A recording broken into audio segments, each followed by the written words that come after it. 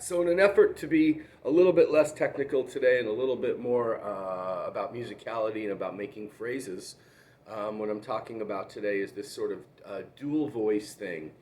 And if you notice what I just played, I was sort of copying what I would play in one octave and then play the same line or a very similar line in a different octave. So I was going from, I was in F and I was playing down in this position, first position F, and then playing kind of the same lines up here at the sixth fret.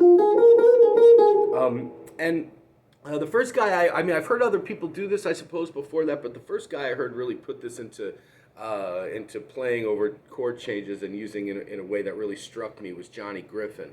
And Johnny would play these lower lines, and he'd play the higher line, and then he would start to play where the lower line stayed sort of simple, and then the higher line would get more complicated. So it was two voices, but they weren't necessarily repeating the same thing.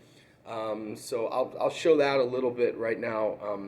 But the idea here is that you're sort of almost like answering your own little phrase, and that's something you should be doing when you improvise all the time. Anyway, you should be playing a phrase and trying to think about the logical phrase that comes next as an answer. But this is in a very sort of specific way where you're playing a phrase in one octave and then playing it in the other octave and sort of answering yourself. So I'll do it now where I'm not going to play the same thing. I'll play something totally different in the second phrase and kind of hear how that approach works. So here it goes.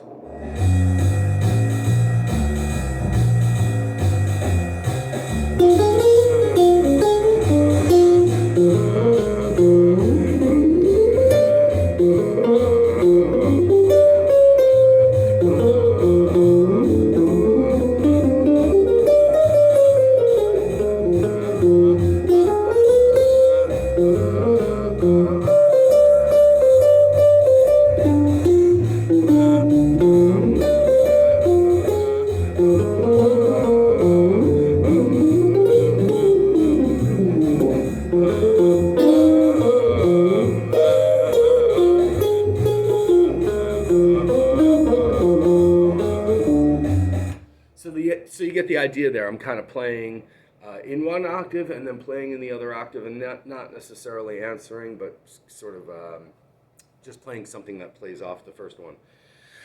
So there you go. So have some fun with the two voices, trying to play something. And I played over blues here, but this works over any chord progression, any tune. Anytime you're improvising, try playing something in one range, then answer it in another range, and you'll get that sort of two-voice effect. It's a fun thing to work on. Just to make your improvising better, and also something to use in a playing situation when you're trying to make some music for people. So enjoy. Keep practicing.